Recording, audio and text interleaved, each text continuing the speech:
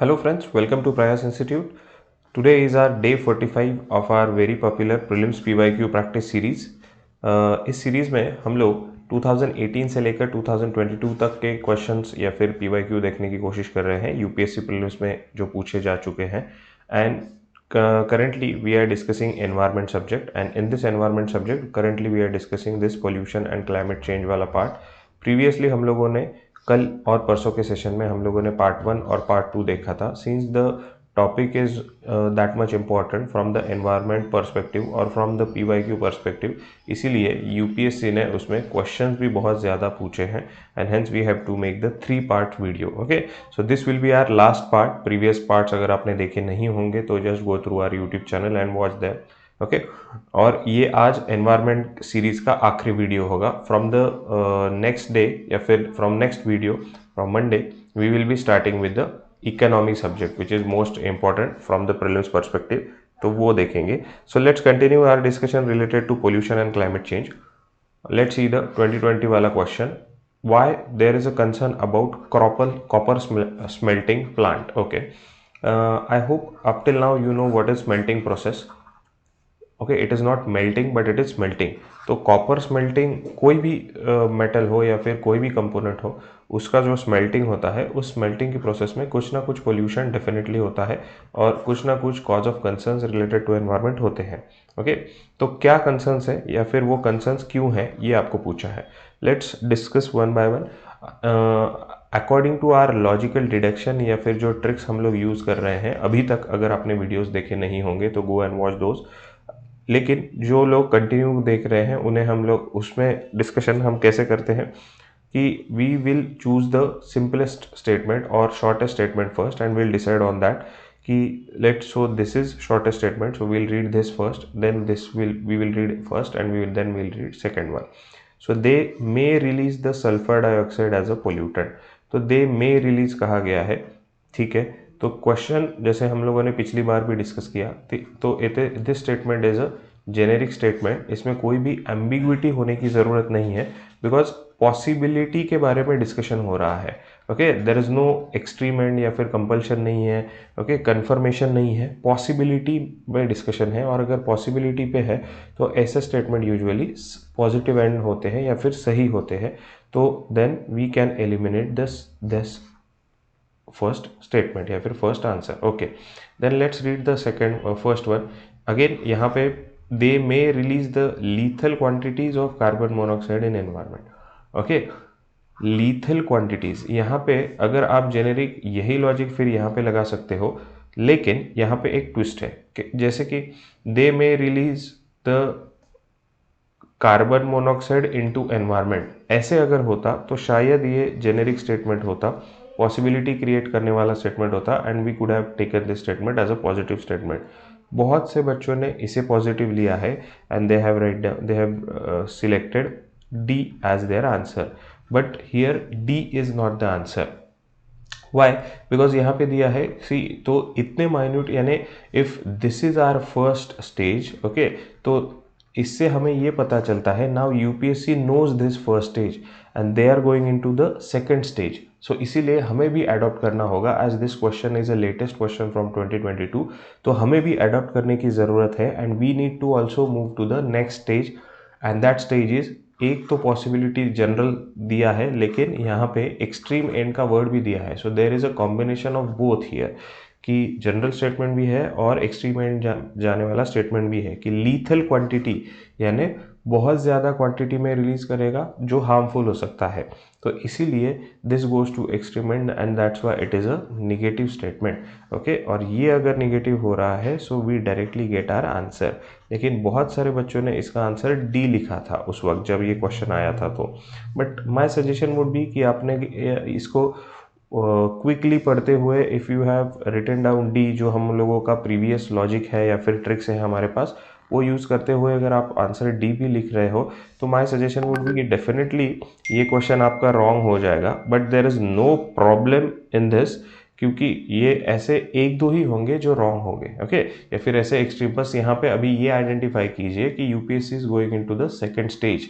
This we need to identify here. ठीक है, ये पढ़ लेते हैं. The copper slag can use can cause the leaching of some heavy metal into environment. हाँ, तो ये भी जेनेरिक स्टेटमेंट है, ओके, पॉसिबिलिटीज क्रिएट कर रहा है, सो ये करेक्ट होगा। So answer is B here, ठीक है। I hope you got my logic कि यूपीएससी एक स्टेप आगे जा रहा है, so you need to recognise that also, right. यह क्वेश्चन उसी के लिए इंपॉर्टेंट था। बाकी स्टेटमेंट 1 करेक्ट क्यों है, इनकरेक्ट क्यों है वगैरह, ये सारी चीज़ें यहाँ पे दी है मैंने। ये this is very easy question, 2022 का क्वेश्चन है। What is blue carbon? Blue use word हो रहा है तो इसका मतलब है it is related to ocean या फिर कोस्टल इकोसिस्टम, और बाकी किसी में कोस्टल इकोसिस्टम का मेंशन नहीं है। So you don't even need to read entire statement. So this is the simplest question you could get in your prelims, okay, need not to know what is blue carbon, but from the answers you can statements you can directly get your answers, okay। blue carbon के बारे में यहाँ पे information दी है, but no need to go into the details of that। Let's move to the next question। furnace oil के बारे में पूछा है। with reference to furnace oil consider the following statement। it is a product of oil refineries, okay। furnace oil is a product of oil refineries, ऐसे दिया है यहाँ पे।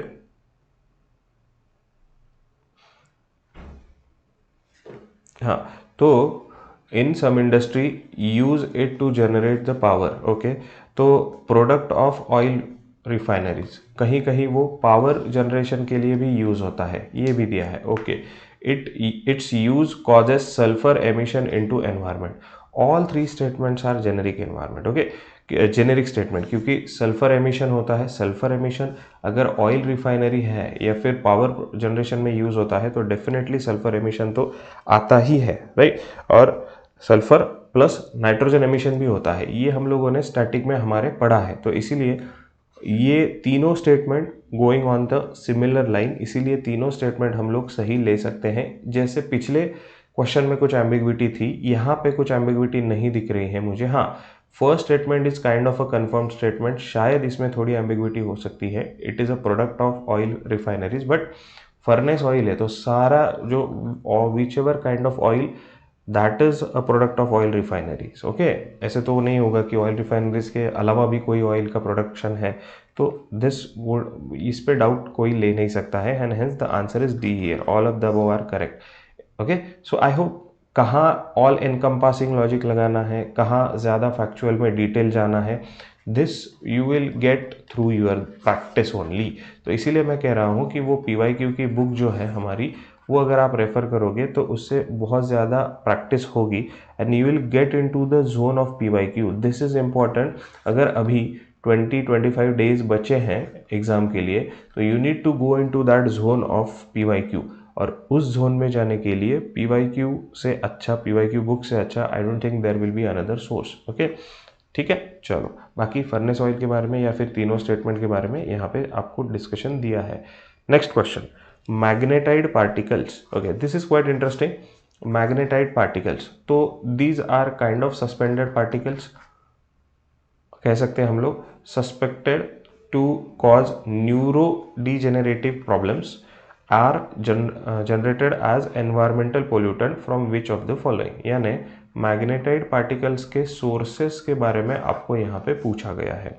तो क्या क्या सोर्सेस हो सकते हैं, और लेटेस्ट क्वेश्चन है brakes of motor vehicles, okay, brakes of motor vehicle. जैसे आपको याद होगा बेंजीन पोल्यूशन के बारे में या फिर बेंजीन पोल्यूशन के सोर्सेस के बारे में हमें पूछा गया था। ऑन द सिमिलर लाइन इस वक्त हमें मैग्नेटाइड पार्टिकल्स के बारे में पूछा गया है। तो ब्रेक्स ऑफ मोटर व्हीकल्स, ये एक दिया गया है। We don't know about magnetized particle, we don't know about their sources also. So let's discuss one by one. Brakes of motor vehicle, engines of motor vehicles, okay. हाँ, तो breaks में एक specific oil या grease होता है, okay, engine में भी एक स्पेसिफिक ऑयल या ग्रीस होता है। So these two are going on the similar line. अगर one of them is correct then other has to be correct, ये लॉजिक है अभी तक, ठीक है। Then let's see microwave stoves within homes, okay. Microwaves जो होते हैं या फिर माइक्रोवेव स्टोव्स जो होते हैं घर पे जो यूज होते हैं, ओके, इनसाइड, तो वो एक सोर्स है मैग्नेटाइड पार्टिकल्स का। पावर प्लांट एक सोर्स है, टेलीफोन लाइन्स एक सोर्स है। तो I can say these two going on the similar line if there are definitely मैग्नेटाइड अगर पार्टिकल है, सस्पेंडेड पार्टिकल है, मटेरियल है, तो इसमें तो वो हो सकता है। सो इफ आई से कि 1 and 2 इज करेक्ट, तो at least I can eliminate this one, ठीक है।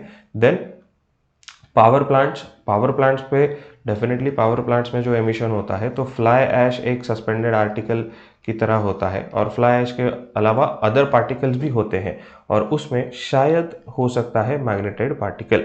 ओके, तो 4 कैन बी पोल्यूशन जो है तो उस पर 4 तो जा रहा है, इसीलिए 1, 2 and 4, so this will B right. तो ये एलिमिनेट हो रहा है, दिस गेट्स एलिमिनेटेड। ओके, और 1, 2, 4 यहाँ भी है। नाउ लेट्स रीड द, तो बस ये 2 हो गए, तो let's go with the fourth one, that would be inappropriate. Okay, या फिर वो हरी हो जाएगी, ज़्यादा गलती हो जाएगी। सो let's discuss next one, telephone lines. तो टेलीफोन लाइंस में मैग्नेटाइड पार्टिकल्स हो सकते हैं क्या? तो आई डोंट नो, या फिर we haven't read such thing कि टेलीफोन लाइंस में मैग्नेटाइड पार्टिकल्स हो सकते हैं क्या। तो अगर ऐसा सोच के आप 5 भी एलिमिनेट कर रहे हो, ओके, तो still you will get your answer as a B, क्योंकि टेलीफोन लाइन से कौन सा पोल्यूशन होगा ना, नॉइज पोल्यूशन होगा, या फिर जो अननेसेसरी रेज एमिट होते हैं उससे कुछ पोल्यूशन हो सकता है, बट पार्टिकल्स रिलीज होते हैं टेलीफोन लाइन से, so I won't think that will be the case. और ऐसा कह के भी अगर आप 5 एलिमिनेट कर रहे हो तो you get B as your answer, but still the second logic would be, ये तो हो गया एक लॉजिक, इससे आपका आंसर बी हो रहा है। सेकेंड लॉजिक वुड बी, क्या हो सकता है सेकेंड लॉजिक, कि सिंपल अगर मैं कहना चाहूँ कि अगर आप ये पांचों स्टेटमेंट देखोगे तो उसमें जो microwave stove with in Holmes ये एक है। ओके, तो अगर होम्स में इतने मैग्नेटाइड पार्टिकल, जो सस्पेंडेड पार्टिकल है जिसका बायो मैग्निफिकेशन या बायो एक्यूमुलेशन बहुत ज़्यादा पोटेंशियल है बायो मैग्निफिकेशन और एक्यूमुलेशन में, तो अगर ऐसे पार्टिकल्स घर में ही एमिट हो रहे होंगे किसी इलेक्ट्रॉनिक डिवाइस से जो किचन में एक्सटेंसिवली यूज होती है, तो वाई वुड है anybody use that device, right. तो ये यूज ही नहीं होती। ओके, तो क्योंकि यहाँ पे विद इन होम्स कहा है आपको, तो विद इन होम्स ये अगर यूज होगी तो इतना बड़ा पोल्यूशन इसमें हो रहा है, तो किसी को कुछ ना कुछ अभी तक उस पर रेगुलेशन हो जाता, लेकिन so there is no any kind of regulation and people are widely using microwave at their homes, microwave stove specifically, तो इसीलिए ये तो बिल्कुल भी नहीं हो सकता सोर्स मैग्नेटाइड पार्टिकल का। और देखिए अगर आप थर्ड रिजेक्ट कर रहे हो तो थर्ड रिजेक्ट हो गया, थर्ड रिजेक्ट हो गया, थर्ड रिजेक्ट हो गया, you directly get your answer, right. तो इसका मतलब है कि second logic is most authenticate then the first one. Okay, तो इसीलिए ऐसे आपको पता होना चाहिए कि कौन सा लॉजिक ज़्यादा ऑथेंटिकेट है, क्योंकि एलिमिनेशन ज़्यादा हो रहा है and we directly get our answer. So UPSC also expect you the same, इसका यही मतलब है यहाँ पे, है ना। तो I hope you got your answer and I hope you got your logic also. यहाँ पे मैंने एक्सप्लेनेशन दिया है मैग्नेटिक पार्टिकल्स वगैरह के बारे में, ठीक है। ओके, चलो let's move to the last question I hope of the day in the context of India's preparation of climate smart agriculture. Okay, consider the following statement, climate smart village approach in India is a part of project। तो हमारा जो logic है, what is our logic, कि if we see the statement overall, all three statements are kind of broader statement या फिर kind of lengthy statement, और फिर भी उसमें से अगर हमें कोई चुनना हो तो we'll start with the third one, then we'll move to the second and then we'll read the first। तो let's see what is third one। International Crop Research Institute for Semi-Arid Area in India is one of its this organization's research center। Okay, तो ये तो वैसे generic statement है कि इसका research centre है या नहीं, और even international institute of crop research institute ये एक हो गया, फिर ये एक हो गया, ये दोनों ऑर्गेनाइजेशन के बारे में people are completely unknown.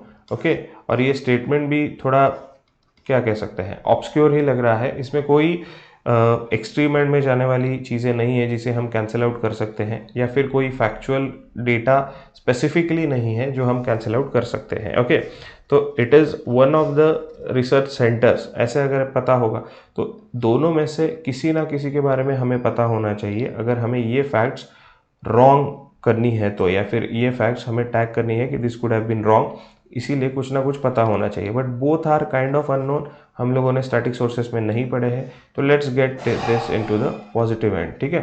Then project of CCAFS is carried out under the consultative group of this, okay, in France. तो ये ग्रुप में ये कैरिड आउट होता है, same logic with respect to 3, this also going to the positive end, no need to discuss here. Then first one, climate smart village, approach in India is a part of project led by climate change ये organisation in international research programme. Okay, तो again ये भी नहीं पता है sir, यहाँ पे climate smart agriculture के बारे में स्पेसिफिकली वैसे कुछ दिया ही नहीं है, बस किसने लॉन्च किया, कैसे हुआ, ये ऑर्गेनाइजेशन, उसकी रिसर्च सेंटर है वगैरह वगैरह, यही दिया है। So this is again obscure statement. Okay, और स्पेसिफिक कुछ नहीं है, hence we take it a positive. जैसा अगर आपको लगे कि सारा पढ़ने के बाद कुछ भी नहीं समझ में आ रहा है, तो माय सजेशन, समझ में आ रहा है इसका मतलब है कि ज़्यादा रिलेट नहीं कर पा रहे हो आप आपका जो स्टैटिक नॉलेज है उससे।